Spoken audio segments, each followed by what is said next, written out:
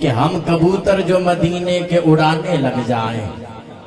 ہم کبوتر جو مدینے، ہر بندے کی توجہ چاہتا ہوں، سب بندے، سب عشاقان رسول کی توجہ، ہم کبوتر جو مدینے کے اڑانے لگ جائیں، وہ جو آخر پہ بابا جی بیٹھے ہیں ان کی بھی دعا لیتے ہوئے، ہم کبوتر جو مدینے کے اڑانے لگ جائیں، یہ جہازوں کے جو مالک ہیں ٹھکانے لگ جائیں،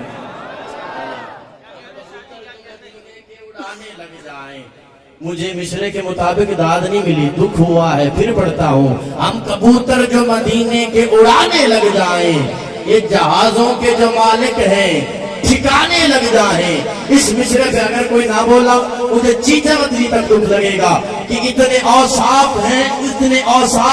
سرکار کے کہ گنتی ہی نہیں، اتنے اوصاف ہیں سرکار کے گنتی ہی نہیں، ایک صرف سوچنے بیٹھوں تو زمانے لگ جائیں۔ ہم کبوتر جو مدینے کی، سوچ اچھی ہے تو تحریر بھی اچھی ہوگی، فعل اچھا ہے تو تعمیر بھی اچھی ہوگی۔ تو میں نے کل خود کو مدینے میں ٹہلتے دیکھا، ارے خواب اچھا ہے تو تعمیر بھی اچھی،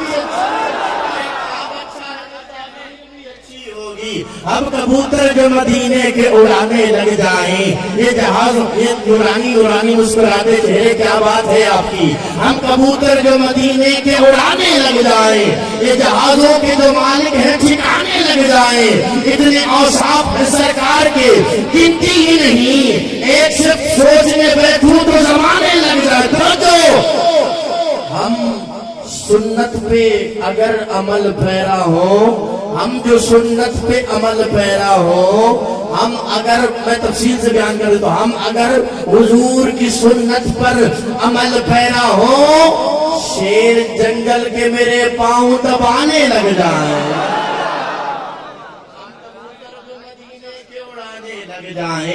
یہ جہازوں کے جو مالک ہے ٹھکانے لگ جائیں۔